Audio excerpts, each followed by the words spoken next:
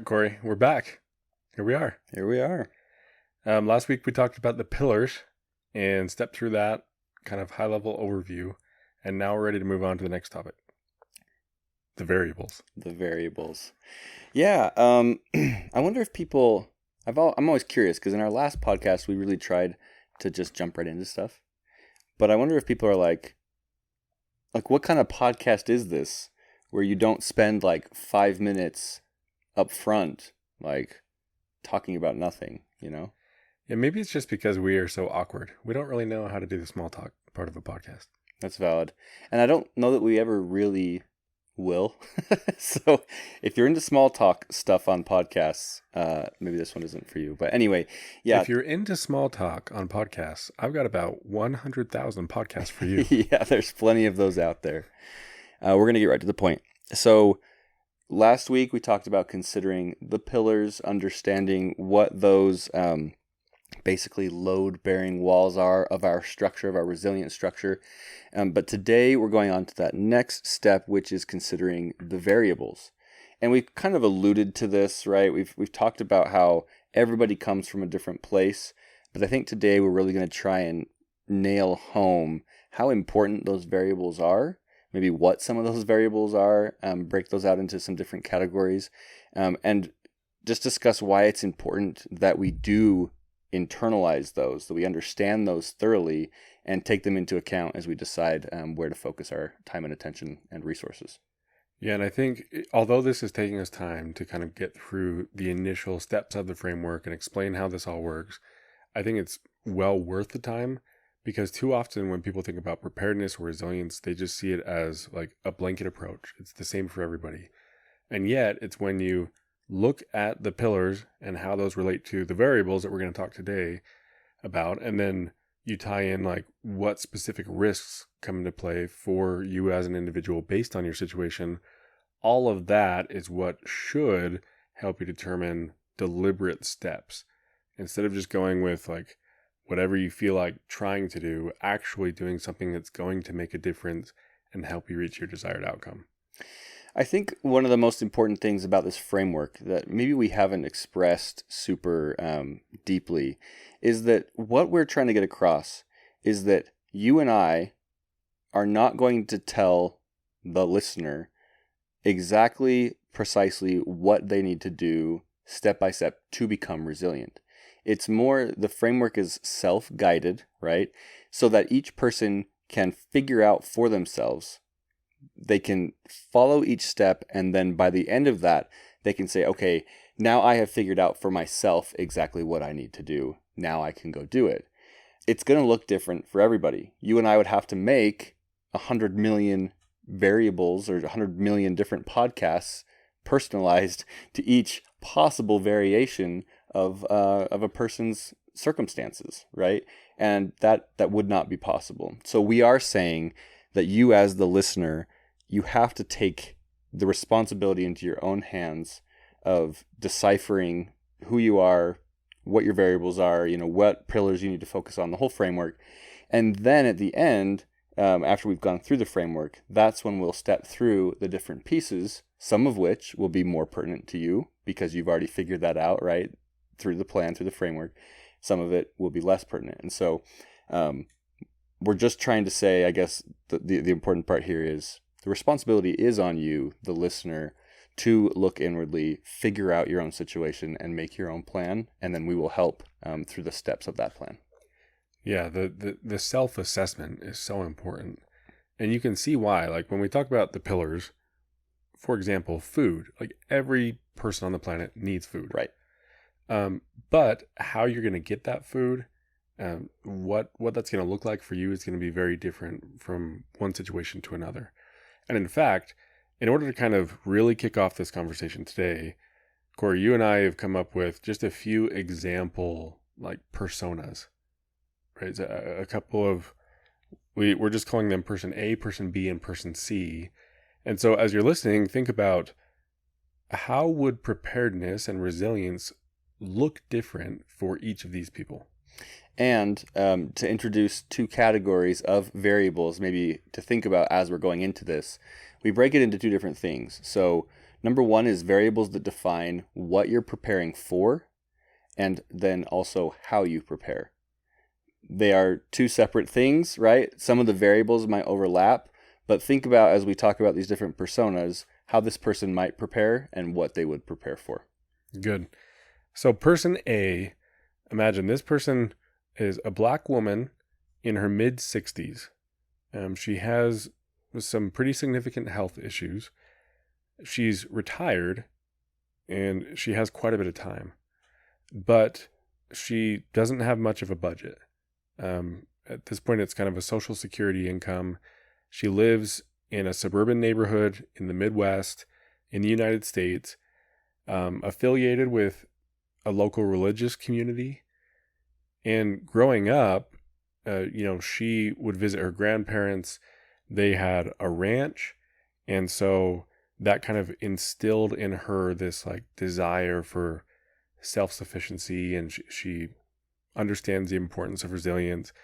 Her kids are moved out, but live close by. She has multiple children, multiple grandchildren. And what she's trying to do, her desired outcome, is basically just to create the best situation for her kids and grandkids. So that's person A. Compare that, let's say, with person B. Person B, a 30-year-old white male who's healthy, has a very busy job, makes a lot of money, right? High income, but also has very little time. Lives, we decided, in like downtown Houston, Texas. Very little community ties. Like, doesn't really even know who his neighbors are in his apartment. Really, his network is just people online and maybe coworkers. He's single, doesn't have any family to take care of, just has a dog.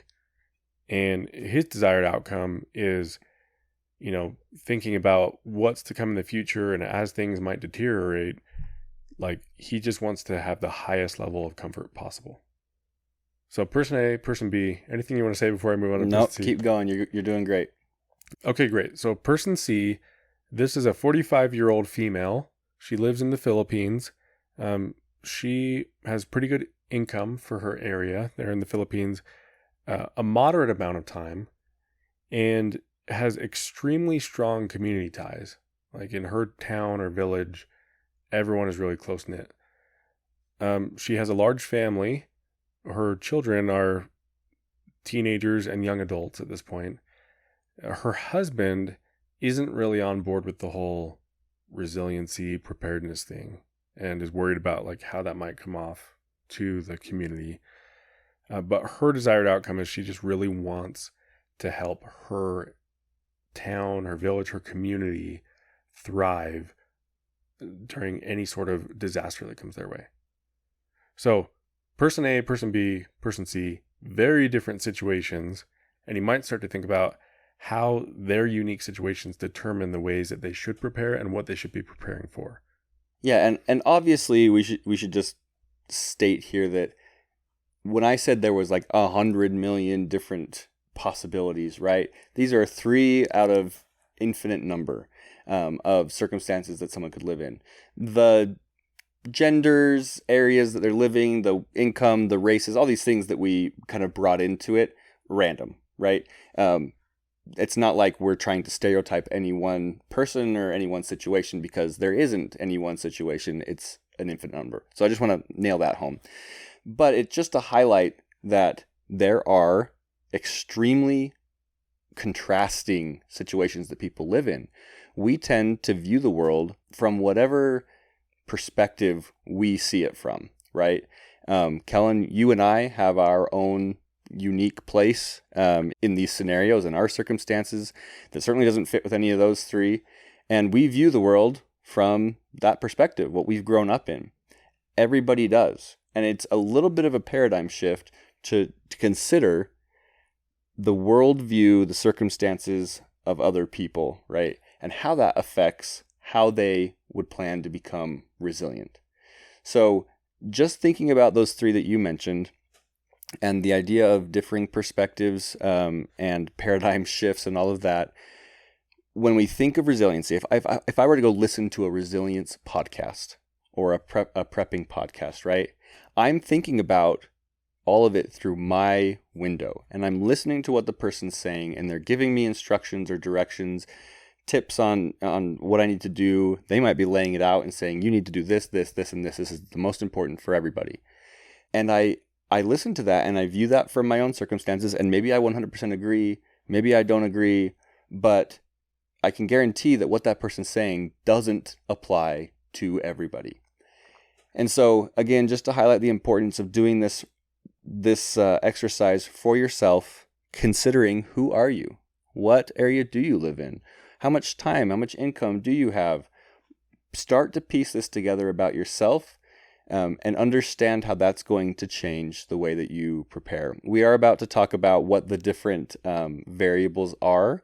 Obviously, not all of them. There are tons of different variables you could consider, but we're going to talk about the ones that perhaps stand out the most, that might affect most how you prepare and what you prepare for. Yeah, so as you say that, Kory, I think the invitation for all of us is like to actually take the time to kind of list out your personal profile when it comes to all these different variables. You talked about how sometimes when you go to some other content around preparedness or resilience, maybe you're listening to like a podcast, a prepper podcast, and it becomes very prescriptive.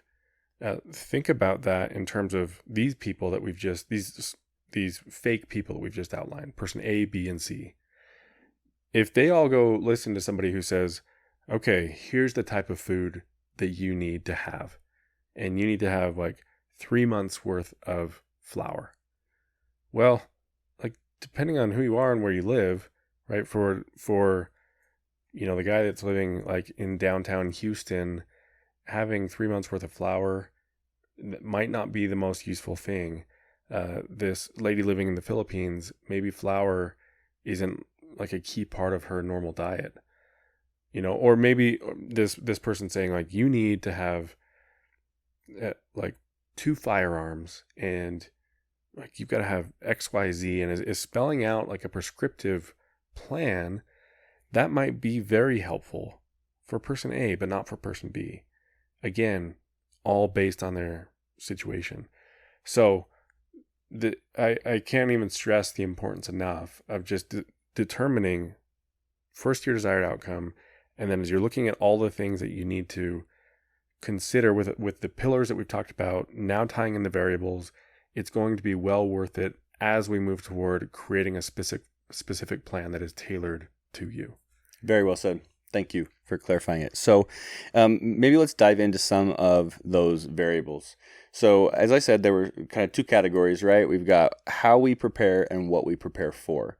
When we talk about how we prepare, these are the things in our lives that are going to change how specifically we are preparing. For example, the biggest 2 are time and disposable income, right?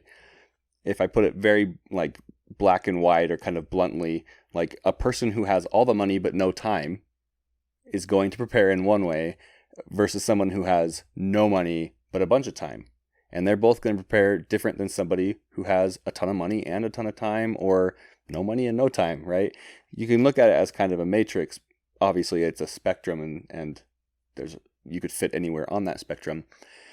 But you think about the guy, person, I think it was B, who lives in downtown Houston, right? He's got a ton of money. He has no time, or at least very little time because he's working so much, right? That guy, if he wants to become resilient, is more likely to simply spend his way there. There's nothing wrong with that if you have that resource, right? But that guy's not gonna sit and listen to like 100 hours of DIY content on how to build a rain catchment system for water, right? He's going to pay more money to have a system built for him, right? Whether that's, if he's in an apartment, it's probably not rain catchment. He's going to pay for some other type of system, right? And that's something that we can talk about. We'll talk about both of those options later on. Whereas, maybe the woman in the Midwest who's retired and has time on her hands, but she's living on Social Security income at this point, she can't afford to buy 2 years worth of freeze-dried food to live off of. But she's got this knowledge of, farming and ranching, like you mentioned, so she can start from that point and spend some time and less money to make that happen. So she is more likely to spend time learning, watching DIY content, listening to DIY content, reading, so that she can do those things herself. So I do think just starting out, deciding or figuring out, what's your income? If you have a healthy income, do you have disposable income that you can set aside for this, right? You mentioned the woman in the Philippines who did have some disposable income, right? But she also had a spouse who was not supportive necessarily of this whole resilience idea. And so that's another variable to mix in there. But so it comes down to, do you have money that you can spend? And are you in a situation where you can spend it with support? We are also not saying that you have to have money, right? If you don't have an income that will allow you some disposable money to spend on things, it just means that you're going to have to probably spend more time. When you look at your time, you can say, okay, look, how much do I have? Can I open up more, right? And this is the same with money. Can I move things around, change the budget, or change the way I spend my time to give myself more time? And we'll do full episodes on this, ways to open up some budget, maybe ways to open up some time to prioritize to make sure that we can. Because if you have no time and if you have no money, it is going to be difficult to become truly resilient. You can still make little steps. You can still do what you can do, what's within your control, right? But it is important to prioritize and try and open up at least one of those. Yeah, I think that's a really good way of saying that time and money are really like the biggest indicators of how you're going to prepare. But there are others as well. So one of them that we pointed out by outlining these 3 different scenarios is location. I think of, for example, as we get into energy and how you can be prepared to be able to heat your home, if all of a sudden your typical power supply isn't there. And obviously there's so many ways that can happen, right? Maybe it has to do with like having a nice generator, which would be an expensive purchase. Or maybe it's just having some sort of a setup with firewood that you can burn. Maybe it's solar that provides the heat. Maybe, there's so many different ways, and we'll get into that when we get to the episode about that. But if you just take a step back and say, well, depending on your location, how much time or money you spend on that is going to be very different. The lady in the Philippines probably doesn't need to spend a whole lot of time thinking about how she can be prepared against like the bitter cold. Whereas the lady in the Midwest, yeah, there's probably more of a need there.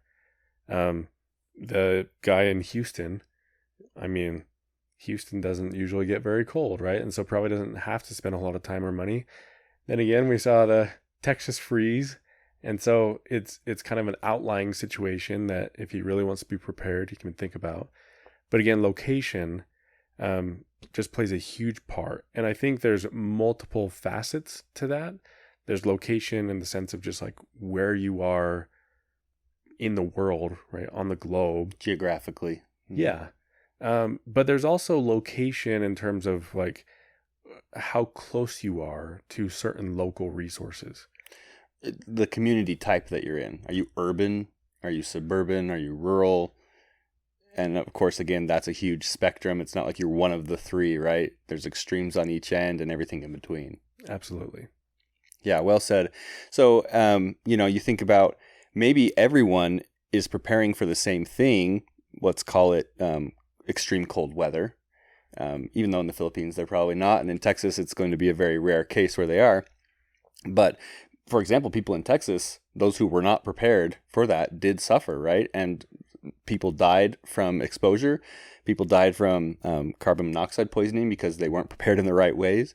But that is exactly what we're talking about here. How you prepare is going to be different. So even within Texas, for example, with that cold freeze, people who were in an apartment building would have prepared differently than someone who was in a home versus someone who was in a trailer, right? Your situation is going to change that. So someone in their own home who owns the home might have more flexibility when it comes to the types of preparation that they have available to them. Whereas someone in an apartment complex, surrounded by neighbors, or maybe like an HOA that determines what they can or can't do regarding things like solar, or what types of heating elements they can use. If you are in the middle of an apartment, you're probably not going to have access to like a wood burning stove. So it changes how you're going to prepare. Same thing. Maybe you're more mobile if you're a renter, right? Versus if you're in a home, you have to protect that home. And so that's going to change how you're preparing as well. So again, an infinite number of different ways to look at these different variables and how they will affect what you prepare for. But make the profile about yourself, describe to yourself, write it down. What situation am I in with my home? Am I urban, rural, suburban? Describe it. What type of structure do you live in? Describe it, right? What flexibility do you have based on that? And then when you add in the other variables like your time and your money, how does that change the way that the options that you have in regards to preparing? We've used one specific example here, which is preparing for the cold, but there are many of them. And we'll get into this specific part more deeply next week when we talk about threat modeling, right? Because that's where you're actually getting into the depth of determining what those threats are and how you prepare for them. But at least understanding today what your situation is going to help a ton when you start doing that threat modeling. Good. So if you're listening at this point, you're probably like, okay, we get it. There's a lot of different factors, right? A lot of things to consider. But just as we're kind of listing out what things you need to start considering in terms of variables, first starting with those variables of how you prepare, let's just list them. So time, disposable income, wealth, which, right, you might not have much disposable income, but maybe you've got like less liquid assets. Maybe your situation regarding wealth will have a major impact in how you choose to prepare. And just to go into that a little bit, 'cause some people might still be a little confused about why that matters, that difference, right? I could have just a moderate income, but I own my home, right? That gives me a huge amount of flexibility versus maybe that guy in Houston is paying $5,000 a month for his apartment and he's renting it, right? He's got a high income, but so much of that is going towards feeding, not his wealth, but feeding someone else's wealth through rental or whatever. But it's this idea that owning that home gives you, in this case, way more flexibility than the renter, except for maybe the renter has more flexibility in that they're more mobile, they're not tied to a certain place. So there's not necessarily one that's better than the other. It's just understanding that there is a difference. Yeah, spot on. So yeah, that's why we've broken out disposable income, wealth as two different categories. Geographical location, which we talked about, community type, essentially urban, rural, suburban. Your starting point, that's one we haven't discussed yet, but where you're at in terms of your resilience right now. And that's going to determine, your next steps going forward. What resources do you have access to? What knowledge are you starting with? Maybe it's not directly tied to resilience, but those are still opportunities that you bring to the table when it comes to becoming resilient. Yeah. Strengths, weaknesses, all of that coming into play. Whether you're an introvert or an extrovert, that's going to determine how you prepare, especially from a community standpoint. Family size and who's dependent on you, who you need to be able to support, who's in it with you. Like we mentioned in the scenario of the lady in the Philippines who her husband wasn't really supportive, that changes how she prepares. Whereas if you've got close family members or friends, or you've got a network already that is willing to support you in these efforts, that will obviously impact the way that you prepare. And not just a little. You think about the difference of a husband and wife who are on completely different pages. If one spouse just doesn't care, they're not going to be willing to sacrifice. If one spouse, there are certain things they want to sacrifice: the time, the money, the resources, the lifestyle, right? Whereas if you are both on the same page, you're going to have much more opportunity to do the things that you want to do. Again, That's not to say that if you're not on the same page, all hope is lost, but it's going to change how you prepare. Absolutely. Then the last category that we've listed for these variables of how you prepare is health. And we kind of touched on that with our different scenarios, right? Different levels of health, but that I think it goes without saying that that's going to play a major part in what you're able to do. Yep, well said. With that, let's skip over to the other category, which again has a lot of overlapping variables, but it's what you prepare for. And this gets more to the threat modeling side of things, not so much about the way that we're going to prepare, but the different things that are going to change what threats lie in our way. So, and here, some of the variables have crossover. So, for example, geographic location. The difference here being geographic location determining how you prepare versus what you prepare for. You mentioned like cold, we're talking about climate and things like that. That's what you're preparing for. How you're preparing is going to be the resources that are available to you based on being in that location. Exactly. So you can see how you prepare and what you prepare for, geographic location comes into play in both of those cases. Also with community type, you're going to see the same thing. One of these categories is age. Kind of what age bracket do you fit into? That will play a big part in what you prepare for a few reasons. For example, if you subscribe to the idea that we're headed towards societal collapse, but that's kind of a gradual process. That's going to take decades. So, I mean, if you're like in your 20s, you're going to see us much further down that path than somebody who's several decades older than you. That's just one example, right? There's other things that come into play. How old you are often impacts like your family situation, what you need to prepare for there, usually your income, your wealth, like all these other factors play a part in that one category, that one demographic, like what age category you fit into. Gender, that plays a part in what you prepare for. Health, like do you have any chronic health conditions that are, going to worsen over time? Do you have like medications that you rely on? And if all of a sudden you didn't have those, you'd be in a really tough spot. If you need to be mobile quickly, can you be? Who do you rely on to help you in your in your health situation? All those types of things. Yeah. Family size is a big one. And I think of that in relation to like who's on board with you. We talk about if you've got a larger family, you've got many more people to support. But on the how you prepare side, it also means you've got all these people that can help you, right? If let's say you're a family of 7. It's free labor. Yeah, like you're going to all can fruit together or whatever. But also what you prepare for, and considering the age of each of your family members, I think of like if an emergency happened and my young kids, I would need to be prepared for something totally different than somebody who doesn't have young kids at home. Community ties, we touched on this one with our different scenarios, but for example, religious groups, if you're a part of a religious group, that determines both how you prepare, what you prepare for. Volunteer communities, if you're a part of that, maybe political groups.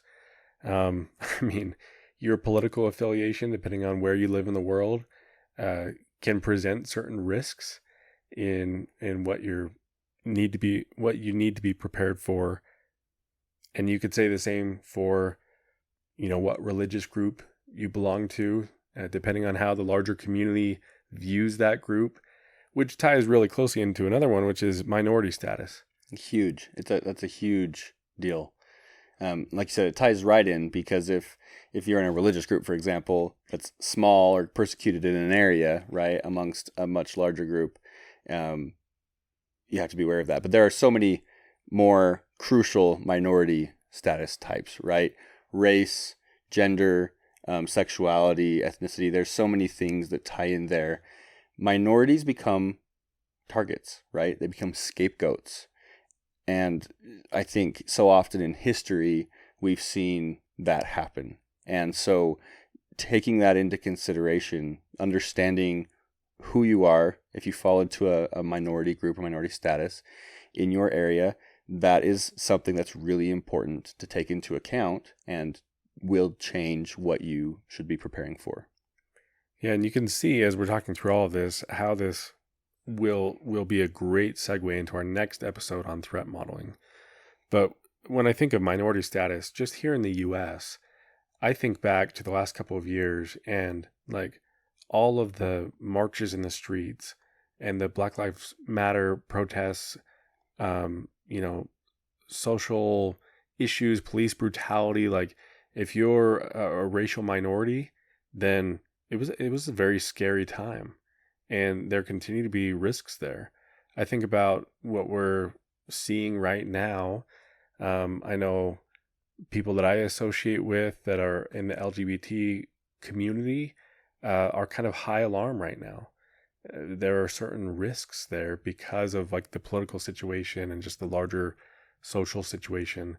So that minority status plays a major part in how you prepare and what you prepare for. Yeah, when you consider that they're in alert mode now, and then think about what things will be like as the U.S., the world, wherever you live, kind of goes further into collapse or political upheaval, fascism, whatever it is, there is plenty to be aware of and to think about if you fall into one of those categories. Great. And so the last couple that we've listed here that I'll mention, one of them is just your end goal. And that's really the blueprint for all of it, right? But when you think about each of the pillars that we've talked about, you might have different end goals that relate to each one, different end goals that are very directly tied to your specific situation. And obviously that will determine what you prepare for. Yeah, when we talk about our desired outcome, right? That's the first step of the entire framework. Your desired outcome is 100% going to change how you're preparing and what you're preparing for. Yeah, so it's crucial to have that clear in your mind, and it should be, I think, self-explanatory, right? Self-revealing how that's going to change how you'll prepare. Yeah, and then just your interests. And maybe you could tie in with that your skill set, right? What you come to the table with in terms of just what drives you. And there might be certain aspects of resilience that you are really drawn to and others that you're not. Some that you are naturally skilled at and others that you have to work at. And so how you prepare, what you prepare for, that all comes into play with those variables as well. Okay. That's the show this week. I think, like you said, it sets us up great for next week to dive deeper into threat modeling, what it means to actually take this information and say, okay, now what, right? What's the next step? So we'll go deeper into that. We've got just a couple episodes left here of going through the framework, and then we'll start diving in. Excited for it. Let's do it.